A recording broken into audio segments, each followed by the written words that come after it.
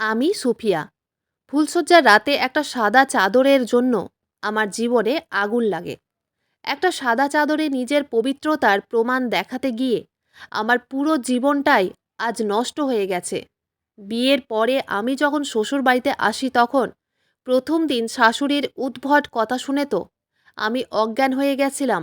কারণ বিয়ের পরে শ্বশুরবাড়িতে এসে আমার পবিত্রতা প্রমাণ করার জন্য আমার শাশুড়ি তার ভাইকে, মানে আমার মামা শ্বশুরকে ফুলশয্যার রাতে আমার ঘরের ভিতরে ভরে দেয় আর বলে আমাকে নাকি ফুলশয্যার রাতে মামা শ্বশুরের সঙ্গে থাকতে হবে এবং সে নাকি আমাকে যাচাই করে দেখবে যে আমি ওই বাড়ির বউ হয়ে থাকার যোগ্য কিনা, এবং আমি যদি নিজের পবিত্রতার প্রমাণ দিতে পারি তবেই নাকি আমি বাড়ির বউ হয়ে থাকতে পারবো। আর ওদিকে আমার বর তার মাকে এই ব্যাপারে বাধা দিতে পারেনি। আসলে আমার শাশুড়ি মা খুব পুরাতন খেয়ালের মানুষ ছিলেন। তিনি সেই পুরাতন প্রথা নিয়েই পড়েছিলেন। আমি তো আশ্চর্য ছিলাম আমার বরের ব্যবহার দেখে। কারণ ফুলশয্যার রাতে আমার শাশুড়ি যখন বলেছিল যে আমাকে নাকি মামা শ্বশুর মশাইয়ের সঙ্গে রাত কাটাতে হবে, তখনও আমার বর চুপচাপ দাঁড়িয়ে ছিল এবং সে তার মাকে বাধা দেয়নি। আসলে আমার বরের সঙ্গে বিয়ের আগে থেকেই আমার সম্পর্ক ছিল। আমার বরের নাম অতনু।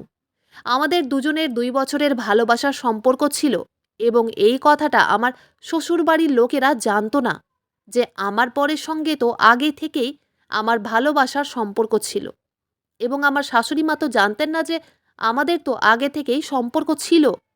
উনি এটাই ভাবতেন যে উনি তার ছেলের পছন্দের মেয়ের সঙ্গে তার ছেলের বিয়ে দিচ্ছেন, এবং আমার বর আমাকে আগে থেকেই বলেছিল যে আমি যাতে এই কথাটা কখনোই প্রকাশ না করি যে অতনুর সঙ্গে তো আমার আগে থেকেই সম্পর্ক ছিল।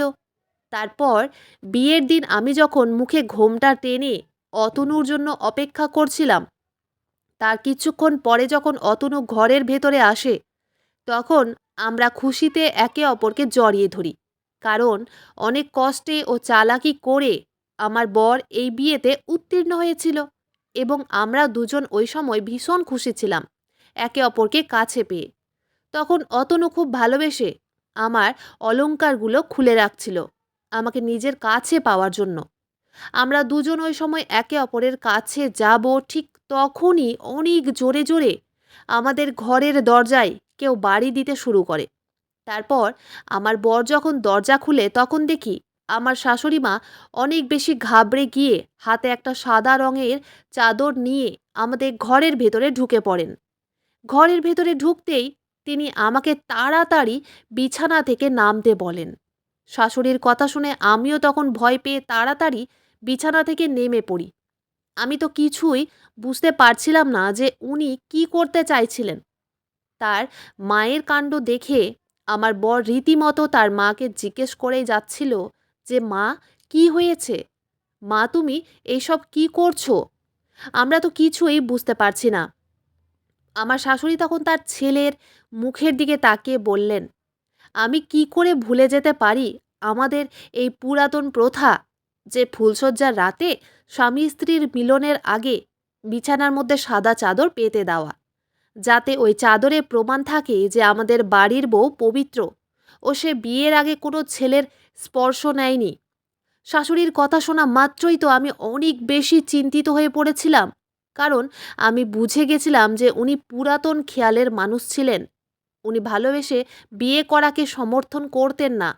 উনি ভালোবেসে বিয়ে করার বিরুদ্ধে ছিলেন। আর এই কারণে আমার বর তার মায়ের থেকে এত বড় একটা সত্যি কথা লুকিয়েছিল যে আমাদের দুজনের তো আগে থেকেই সম্পর্ক রয়েছে। ওদিকে আমার শাশুড়ি মা তো আমার ও বরের সম্পর্ক করার আগেই আমাদের বিছানায় একটা সাদা রঙের চাদর পেতে দিয়ে চলে যায়, এবং তারপর থেকেই আমার দুশ্চিন্তা শুরু হয়ে যায়। কিন্তু আমার বরের তো কোনো চিন্তাই ছিল না। কারণ আমার বর আগে থেকেই সব কিছু ফন্দি এঁটে রেখেছিল। আসলে আমার চিন্তার কারণ শুনে আপনারা হয়তো আমাকে ভুল ভাববেন। কারণ আমার যেহেতু বরের সঙ্গে আগে থেকেই সম্পর্ক ছিল, তাই আমরা দুজন অনেকবার একে অপরের কাছে এসে নিজেদের চাহিদা পূরণ করেছি। তাই আমি খুব ভালোভাবেই জানতাম যে পবিত্রতার প্রমাণ তো আমি কোনো মতেই দিতে পারবো না। এবং ফুলশয্যার রাতে শাশুড়ি মায়ের কথা শুনে আমি যখন অনেক বেশি চিন্তিত হয়ে বরকে বলি যে আমাদের ব্যাপারে যাতে তার মাকে সব কিছু সত্যি কথা বলে দেয়, বর তখন আমাকে অনেক আদর ও ভালোবাসা দিয়ে বলল, সুফিয়া, তুমি একটু বেশিই ভাবছ। আমি আছি তো তোমার পাশে। আমি সব কিছু ঠিক করে দেব। তাই কাউকে কিছু বলার দরকার নেই। তুমি চুপচাপ থাকো। আমার উপরে সব কিছু ছেড়ে দাও। সেদিন বরের কথায় বিশ্বাস করে নিজের মনের সব দুশ্চিন্তা বের করে তার সঙ্গে খুব সুন্দর সময় অতিবাহিত করেছিলাম। ফুলশয্যার দিন রাতে শাশুড়িমা যখন সাদা রঙের চাদর আমাদের বিছানায় পেতে দিয়ে যায়, তখন উনি ঘর থেকে বেরোনোর আগেই আমাকে বলেছিলেন যে, বৌমা, কাল সকালে তোমাকে তাড়াতাড়ি উঠতে হবে এবং ভালোভাবে স্নান করে তৈরি হয়ে থাকতে হবে, কারণ তোমাকে সবাই দেখতে আসবে। কিন্তু সেদিন সারা রাত বরের সঙ্গে সময় অতিবাহিত করার পরে আমি ও বর সকালে ঘুম থেকে উঠতেই পারিনি। পরের দিন সকালবেলাতে আমার শাশুড়ি আবার আমাদের ঘরের দরজায় ঠকঠক করেন। ওই সময় আমার বর অনেক বেশি ঘাবড়ে গিয়ে তাড়াতাড়ি ঘুম থেকে উঠে বিছানায় বসে পড়ে এবং আমাকে ঘুম থেকে জাগিয়ে তোলে ও বলে, সুফিয়া, তাড়াতাড়ি ওঠো, না হলে আমরা ফেঁসে যাব। মা বাইরে দরজা ঠকঠক করছে তো, আমাকে এবার আসল কাজটা করতে হবে। আমি তো তখন কিছুই বুঝতে পারছিলাম না যে বর কোন কাজের কথা বলছিল। বরের কথা মতো আমি যখন বিছানা থেকে নেমে এক সাইডে চুপচাপ দাঁড়িয়েছিলাম, তখন দেখলাম বর তাড়াতাড়ি একটা লাল রঙের দোয়াত এনে ওই সাদা রঙের চাদরে ঢেলে দেয়। তারপর ঘরের দরজা খুলতেই শাশুড়ি মা ভিতরে ঢুকে বললেন, তোমাদের দরজা খুলতে এত বেশি দেরি কেন হলো? আমি কখন থেকে দরজা ঠকঠক করছি। তারপর শাশুড়ি মা আমার দিকে তাকিয়ে বললেন, বৌমা, তুমি এখনো স্নান করনি? যাও গিয়ে তাড়াতাড়ি স্নান করে তৈরি হয়ে এসো। তারপর উনি চাদরের দিকে তাকিয়ে দেখে অনেক বেশি খুশি হয়ে আমার কপালে একটা আলতো চুমু দিয়ে বললেন, বৌমা, তুমি প্রমাণ করে দিয়েছো যে তুমি একদম পবিত্র। আসলে শাশুড়ি মা ঘরে ঢোকা মাত্রই আগে ওই সাদা রঙের চাদরের দিকে তাকিয়ে দেখেছিলেন এবং উনি সেই লাল রঙের দাগটা দেখে ভেবেছিলেন যে আমি আমার বরের সঙ্গে রাতের বেলা সব কিছু করেছি এবং যার প্রমাণ হিসেবে ওই চাদরে আমার রক্তের লাল দাগ লেগেছে। উনি তো সেটাকেই রক্ত ভেবে বসেছিলেন। তারপর উনি খুব খুশি হয়ে চাদরটাকে তুলে নিয়ে আমাদের অনেক আশীর্বাদ দিয়ে ঘরের বাইরে চলে যান। শাশুড়ি মায়ের চলে যাওয়ার পরে আমি খুব বিরক্ত হয়ে বরকে বললাম, অতনু, এইসব কি? তোমার মা তো এত বেশি পুরানো খেয়ালের মানুষ যে আমার এখন ভীষণ ভয় করছে। কারণ উনি যখন আমাদের ব্যাপারে সত্যি কথাটা জানতে পারবেন তখন কি হবে? আর উনি তো একদিন না একদিন এই ব্যাপারে অবশ্যই জানতে পারবেন যে আমরা আগে থেকে একে অপরকে চিনি। তাই তুমি কেন তোমার মাকে অন্ধকারের মধ্যে রেখেছো? তোমার মাকে সবকিছু সত্যি কথা বলে দাও না কেন? বর তখন আমার ঘাড়ে হাত দিয়ে বলল, সুফিয়া, তুমি একটু বেশিই চিন্তা করছো। মা কিছুই জানতে পারবে না। আর এখন যদি মাকে সবকিছু সত্যি কথা বলে দিই, তাহলে মা হয়তো তোমাকেই বাড়ি থেকে বের করে দিবে। তাই যেমনটা চলছে তেমনটাই চলতে দাও না।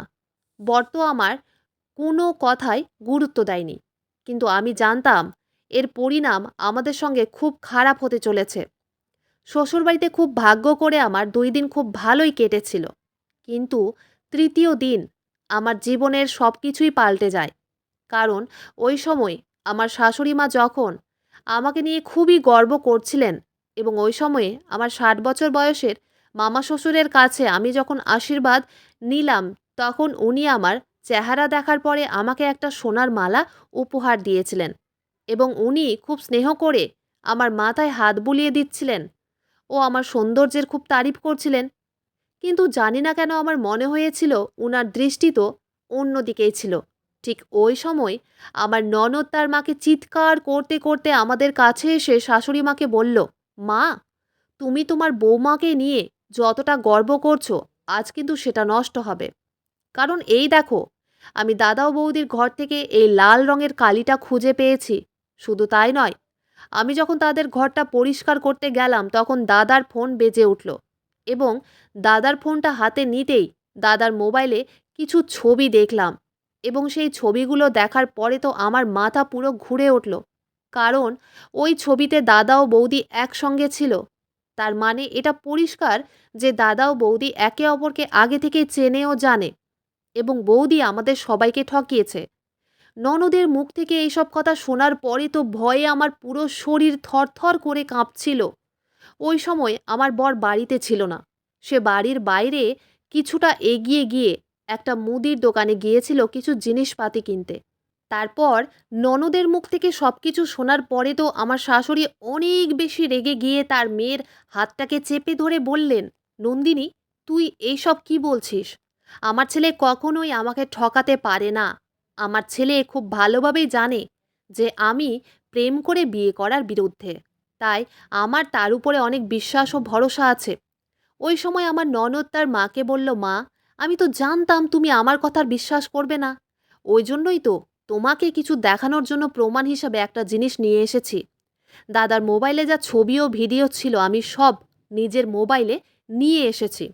তারপর সে তার মাকে আমার ও বরের সব ছবি ও ভিডিও দেখাতে শুরু করে। ওই সময় আমি কিছুই বুঝতে পারছিলাম না যে এবার আমি কি করব। তারপর আমাদের দুজনের ছবি ও ভিডিও দেখার পরে আমার শাশুড়ি আমার দিকে এগিয়ে এসে আমার গালে একটা থাপ্পড় মেরে বললেন, এইভাবে আমাকে ঠকাতে তোমার লজ্জা করল না? ওই সময় আমার মামা শ্বশুর শাশুড়ি মাকে বললেন, দিদি, এটার মানে তো পরিষ্কার যে ওই চাদরে তোমার বৌমা নিজেই লাল রং ঢেলে দিয়েছে তার পবিত্রতা প্রমাণ করার জন্য। ওই সময় আমি ভয় পেয়ে শাশুড়ি মায়ের হাতে পায়ে ধরে বললাম, মা, আমি শুধু আপনার ছেলেকেই ভালোবেসেছি। আমাকে আপনার ছেলে ছাড়া আর কেউ ছুঁয়েও দেখেনি। বিয়ের আগে আমাকে যদি কেউ ছুঁয়ে থাকে তাহলে সে হচ্ছে আপনার ছেলে। আমি যখন কেঁদে কেটে নিজের পবিত্রতার প্রমাণ দিচ্ছিলাম ঠিক ওই সময় আমার বর বাড়িতে আসে এবং সে আমাকে ওই অবস্থায় দেখে জড়িয়ে ধরে জিজ্ঞেস করল, সুফিয়া, তোমার কি হয়েছে? তুমি এইভাবে কাঁদছো কেন? আমার শাশুড়ি তখন রেগে বরকে আমার থেকে দূরে সরিয়ে দিয়ে বললেন, তোর বউ অপবিত্র, অশ্লীল, চরিত্রহীন। সে আমাদের সবাইকে ঠকিয়েছে। আর এই সাদা চাদরে তোর বউ নিজে থেকেই লাল রং ঢেলে দিয়েছে। ওই সময় আমি কেঁদে কেটে আমার শাশুড়ি মাকে বললাম, মা, আমি তো আগেই আপনার ছেলেকে বলেছিলাম যে সে যাতে আপনাকে আমাদের ব্যাপারে সব কিছু সত্যি কথা বলে দেয়, এবং চাদরে লাল রং আমি দিইনি।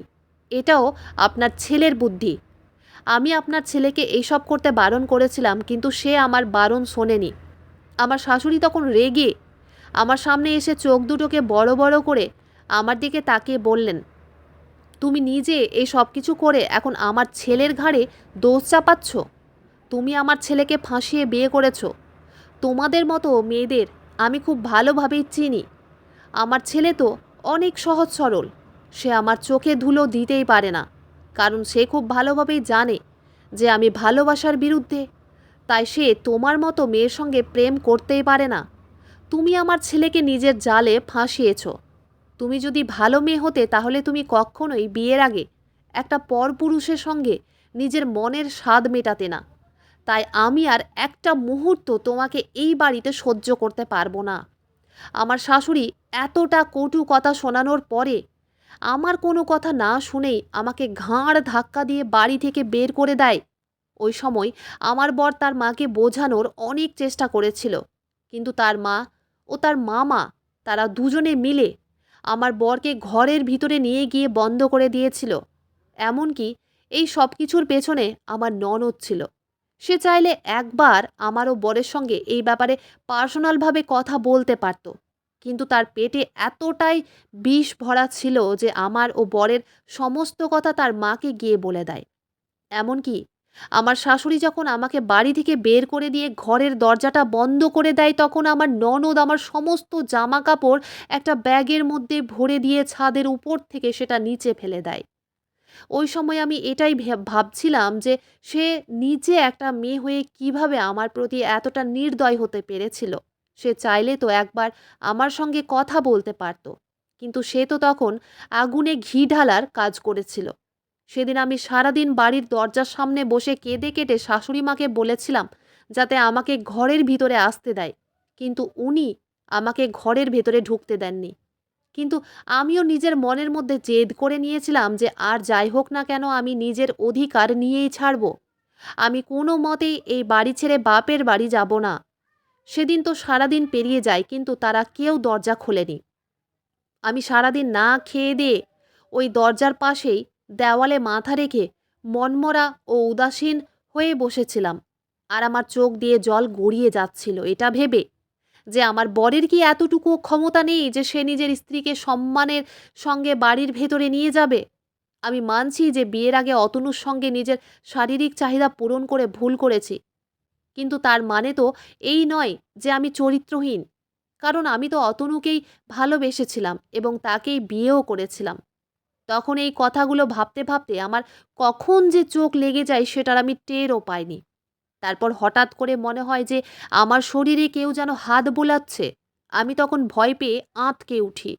তারপর পেছন দিকে ঘুরে তাকাতেই যখন দেখি যে অতনু আমার সামনে দাঁড়িয়ে, তখন আমি নিজের আবেগ ও দুঃখ চেপে ধরে রাখতে না পেরে তাকে দেখে কাঁদতে কাঁদতে জড়িয়ে ধরেছিলাম এবং বরও আমাকে জড়িয়ে ধরেছিল। আমি ভেবেছিলাম বর নিশ্চয়ই আমাকে ঘরের ভেতরে নিয়ে যাবে, কিন্তু সে তো তার মাকে এতটাই ভয় করত যে তার ক্ষমতাই ছিল না যে আমার সঙ্গে অন্যায়গুলো হচ্ছিল সেটার বিরুদ্ধে প্রতিবাদ করার। উল্টে অতনু তো আমাকে বাবার বাড়ি চলে যেতে বলেছিল, কিন্তু আমি কোনো মতেই বাবার বাড়ি যেতে রাজি হয়নি। সে তো তার মাকে এতটাই ভয় করত যে তার ক্ষমতাই ছিল না যে আমাকে বাড়ির ভেতরে নিয়ে যায়।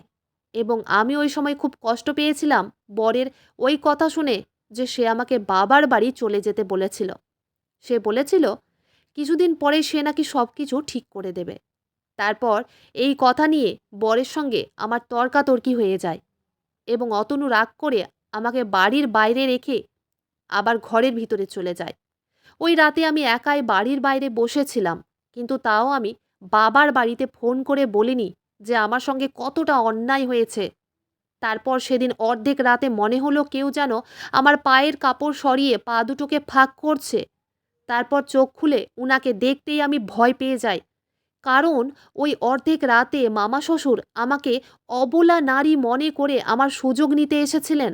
উনি আমাকে এতটাই বাজে প্রস্তাব দিয়েছিলেন যে উনার নোংরা কথা শুনে আমার পুরো শরীর তেলে বেগুনে জ্বলে ওঠে। কারণ উনি আমাকে বলেন যে আমি যদি উনাকে শারীরিক সুখ দিতে পারি তাহলে উনি নাকি শাশুড়ি মাকে বলে আমাকে বাড়ির ভেতরে নিয়ে যাওয়ার ব্যবস্থা করবেন। তারপর উনি আমাকে খুব বাজেভাবে ছোঁয়ার চেষ্টা করেন এবং উনি খুব খারাপ দৃষ্টিতে আমার দিকে তাকিয়ে আমার যৌবনের অনেক তারিফ করেন। ওই সময় আমি নিজের মনে সাহস জুটিয়ে উনাকে নিজের থেকে দূরে সরিয়ে দিয়ে চিৎকার করে বললাম, ছি, লজ্জা ও ঘৃণা করে আমার আপনাদের মতো জানোয়ারদের মানুষ রূপে গ্রহণ করতে। আপনি যদি আর কখনো আমার দিকে খারাপ দৃষ্টি দেন তাহলে আমি কিন্তু ভুলে যাব যে সম্পর্কে আপনি আমার মামা শ্বশুর হন। আমি কিন্তু পুলিশে গিয়ে আপনার নামে কেস করতে বাধ্য হব। তাই চলে যান আমার চোখের সামনে থেকে। আমি যদি চিরকাল এই বাড়ির বাইরে বসে থাকি তাও আমি আপনার এই নোংরা মনোকামনা কোনো দিন পূরণ হতে দেব না। আপনার মতো নোংরা মানসিকতার মানুষদের জন্য আজ বাড়ির বউরা কলঙ্কিত।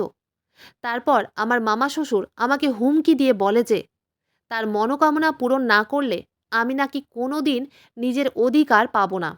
তারপর সে বাড়ির ভেতরে চলে যায়। আমি তো কোনো দিন স্বপ্নেও ভাবতে পারিনি যে আমার জীবনে এতটা খারাপ দিন আসবে, যেখানে আমার স্বামীও আমার সঙ্গে দিতে পারবে না। এইভাবে প্রায় ২ দিন কেটে যায়, কিন্তু শ্বশুরবাড়ির লোক আমাকে বাড়ির ভেতরে ঢুকতে দেয়নি। এমনকি আমাকে সেখান থেকে তাড়ানোর জন্য শাশুড়িমা আমার বড়দাকে ফোন করে ডাকে এবং বড়দা এসে দেখে যে আমি বাড়ির বাইরে অসহায়ের মতো একাই বসে আছি। আমাকে ওই অবস্থায় দেখে বড়দা আমাকে বাড়ি নিয়ে যাওয়ার কথা বলেছিল। কিন্তু আমি দাদাকে বলেছিলাম, দাদা, তুমি আমাকে দেখে কষ্ট পেও না। এটা আমার লড়াই। তাই এই লড়াই আমাকে একাই লড়তে হবে। তাই তুমি আমার কোনো চিন্তা না করে বাড়ি ফিরে যাও। সেদিন বড়দা আমাকে দেখে কেঁদে ফেলেছিল। সে আমার মাথায় হাত বুলিয়ে বলেছিল, এরা মানুষ হয়ে কিভাবে তোর সঙ্গে এতটা খারাপ ব্যবহার করতে পারল? এতটা খারাপ ব্যবহার তো কোনো মানুষ একটা পশুর সঙ্গেও করে না। গত ২ দিন থেকে তুই না খেয়ে দিয়ে এখানেই বসে আছিস, আর তাদের কিছু যায় আসে না। সেদিন দাদার ইচ্ছে ছিল না আমাকে সেখানে একা ফেলে যাওয়ার। তারপর দাদা কিছু খাবার ও কিছু টাকা পয়সা আমার হাতে দিয়ে যায় ও বলে যায় যে কিছু অসুবিধে হলে আমি যাতে তাকে অবশ্যই ফোন করি। আমি গত 3 দিন ধরে বাড়ির বাইরে বসেছিলাম এবং আমাদের পাড়া প্রতিবেশীর লোকেরা তো এটা দেখে খুব মজা পাচ্ছিল যে আমার শাশুড়ি মা আমাকে বাড়ি থেকে বের করে দিয়েছেন।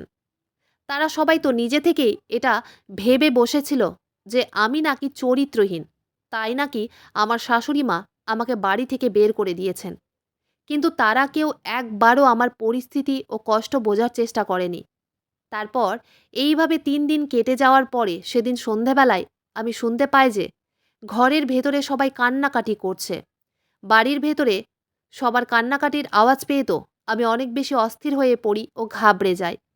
আমার বুকের ভেতর দুরু দুরু করছিল।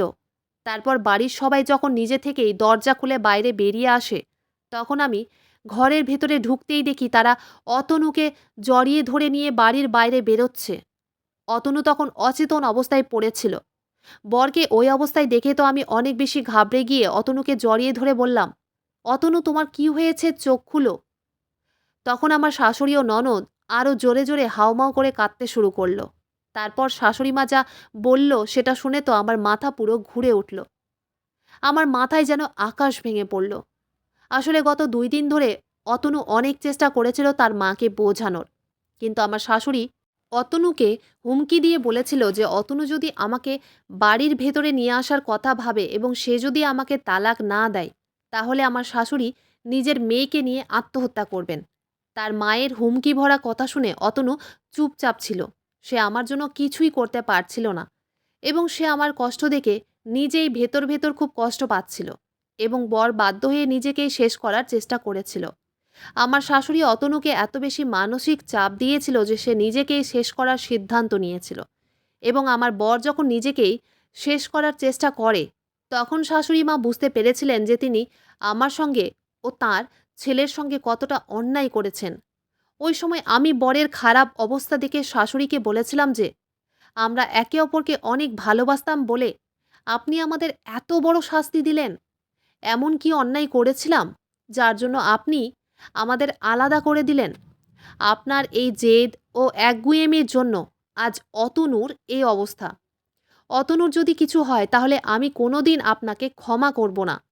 ওই সময় মামা শ্বশুর রেগে আমায় বললেন, এই মেয়ে, তোর মুখে ওইসব কথা শোভা দেয় না, কারণ আজ যা কিছু হয়েছে সেটার জন্য তো তুই দায়ী। ওই সময় আমার শাশুড়ি অনেক জোরে হাউমাউ করে কেঁদে কেটে বললেন, তোমরা সবাই চুপ করো, এই সব কিছুর জন্য আর কেউ নয়, আমি নিজে দায়ী। তাই আমি এখন সব কিছু ভুলে গিয়ে আমার ছেলেকে শুধু প্রাণে বাঁচাতে চাই। ওই সময় আমরা সবাই মিলে কিন্তু অতনুকে হাসপাতালে নিয়ে গেছিলাম এবং ডাক্তারে আমার বরের অবস্থা দেখার পরে বলেছিল যে আর একটু দেরি করলে নাকি আমি বরকে চিরকালের মতো হারিয়ে ফেলতাম। তারপর 2 ঘন্টা পরে বরের জ্ঞান ফিরে আসে এবং সে আমাদের সবাইকে একসঙ্গে দেখে তার মায়ের সামনে হাত জোড় করে বলল, মা, তুমি যদি আমার বউকে আমার থেকে দূরে করো তাহলে আমাকে এখানেই নিজের হাতে শেষ করে ফেলো, কারণ আমি আমার বউকে ছাড়া থাকতে পারবো না। ওই সময় আমার শাশুড়ি তার ছেলেকে জড়িয়ে ধরে বলল, বাবা, তুই আমাকে ক্ষমা করে দে। আমি তোর কষ্ট বুঝতে পারিনি এবং তোদের সঙ্গে অনেক অন্যায় করেছি, কিন্তু আর নয়। সমাজের লোকের কথা ভেবে আমি নিজের ছেলেকে হারাতে চাই না। এই বলে আমার শাশুড়ি আমার হাতটা তার ছেলের হাতে রেখে দিয়ে বললেন, তোমরা চিরসুখী হও। সেদিন শাশুড়ি মা আমার কাছে ক্ষমাও চেয়েছিলেন। এখন আমরা দুজনে সুখের সংসার করছি এবং আমার মামা শ্বশুর যখন দেখল যে আমাদের মাঝে সব কিছু ঠিক হয়ে গেছে, সেদিন উনি আমার শ্বশুরবাড়ি থেকে চলে যান। এখন আমি শ্বশুরবাড়িতে ননদ ও শাশুড়ির সঙ্গে অনেক ভালো আছি এবং সুখে আছি। নিজের ছেলেকে একবার হারিয়ে শাশুড়ি নিজের ভুল বুঝতে পেরেছিলেন। বন্ধুরা, আজকের গল্পটি এখানেই শেষ করছি। গল্পতে কোনো ভুল ত্রুটি থাকলে ক্ষমা করে দিবেন। গল্পটি ভালো লাগলে অবশ্যই লাইক, শেয়ার, সাবস্ক্রাইব করতে ভুলবেন না। ধন্যবাদ।